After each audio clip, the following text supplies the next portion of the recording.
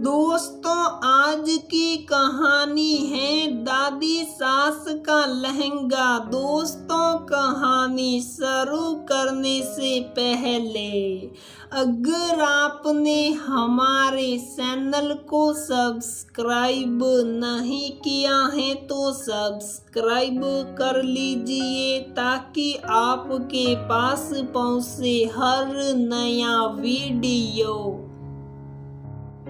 ये क्या अनर्थ कर दिया तुमने बहू? दादी सास का लहंगा निशा को क्यों पहना दिया? अब अगर वह देख लेगी तो बहुत मुश्किल हो जाएगी। एक बार तुमको पूछ तो लेना था। मधुमिता ने अपनी बहू रागिनी से कहा, पर माँ जी वह तो कितने वर्षों से बक्से में बंद रखा था, कोई उपयोग भी तो नहीं कर रहा था उनको। निशा के लिए मुझे इससे अच्छा विकल्प कोई नजर नहीं आया।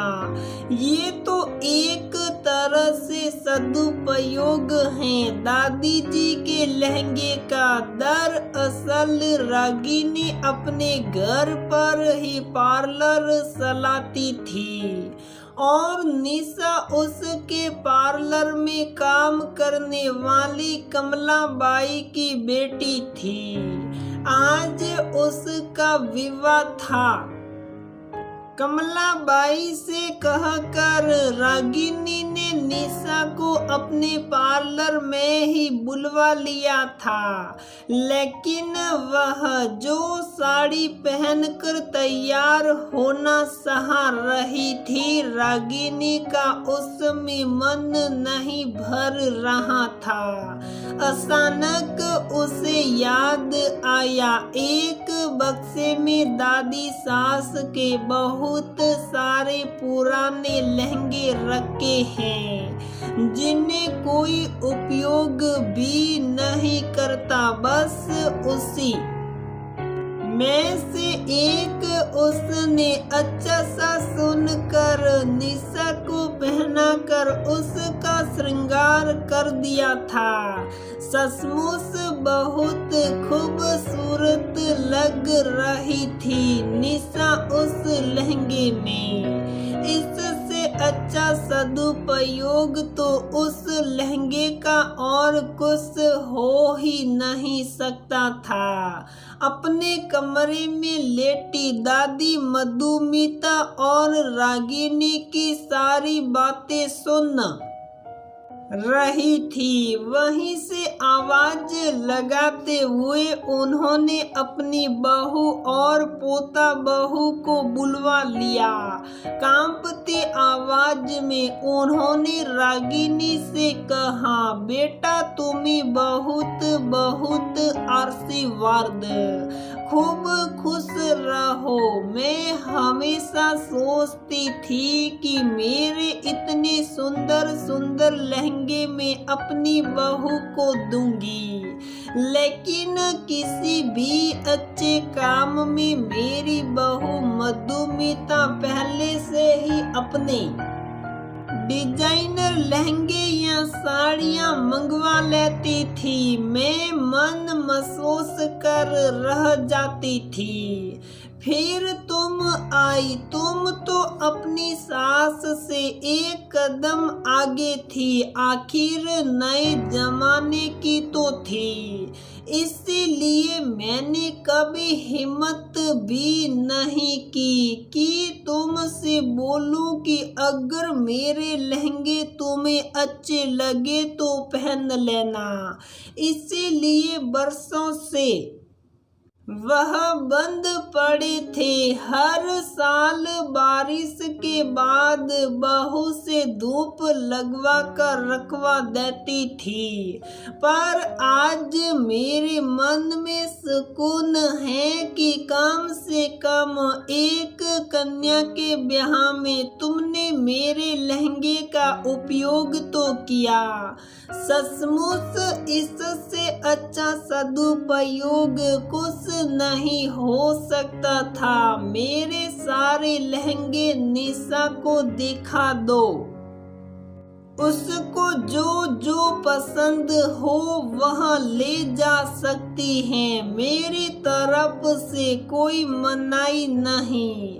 इतना कहकर वह सुकून से आंख बंद करके बैठ गई। नहीं दादी, आपकी भावनाओं की कद्र करते हुए उनमें से एक दो लहंगे मैं भी रख लूंगी और हर पूजा में आपका आशीर्वाद समझकर उनको पहना करूंगी। अपनी दादी सास के गले लगते हुए रागिनी ने प्यार से कहा। मधुमिता जी, जो अब तक अपनी सासू माँ की इन भावनाओं से अनजान थी, अपनी सासू माँ का हाथ हाथों में लेते हुए प्यार से बोली, माँ एक दो लहंगे तो अब मैं भी रखने वाली हूँ।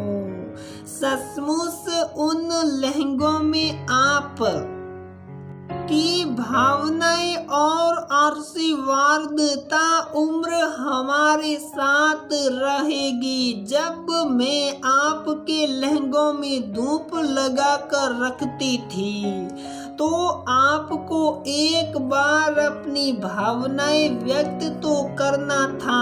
फिर देखो मैं कैसे नहीं पहनती। इतना तो बुजुर्गों का सम्मान करना मुझे भी आता है।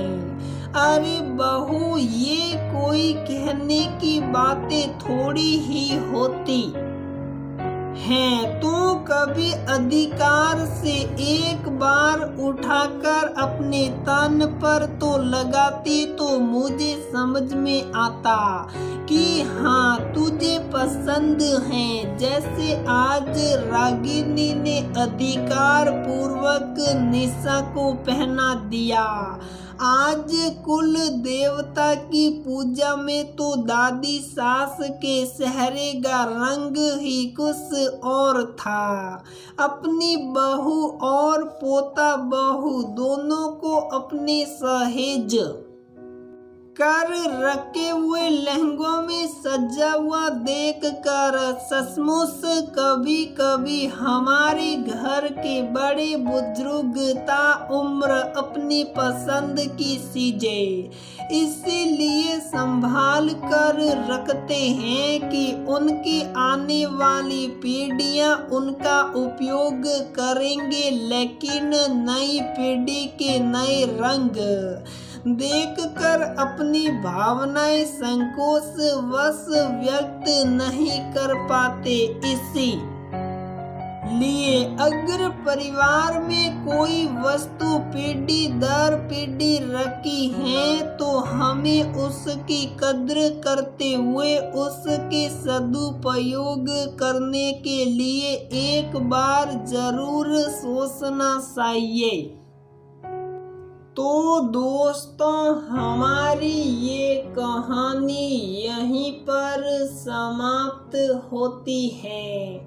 अगर आपको हमारी ये कहानी पसंद आती है तो प्लीज वीडियो को लाइक करें, शेयर करें और हमारे चैनल को सब्सक्राइब जरूर करें।